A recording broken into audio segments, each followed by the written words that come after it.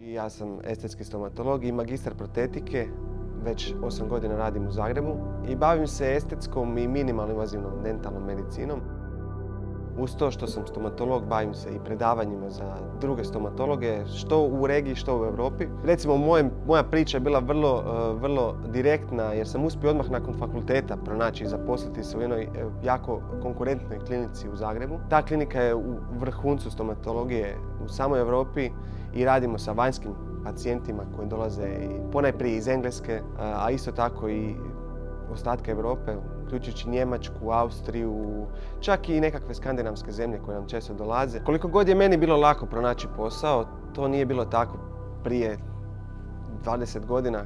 Moja mama je dentalni asistent i ona mi iz prve ruke uspjela govoriti koliko je bilo zapravo teško pronaći sigurno radno mjesto kao stomatolog. Definitivno se osjeti i vidi se promjena narativa i promjena pristupa prilikom rada sa drugačijim tržištima kao što je bilo naše okretanje prema Europi.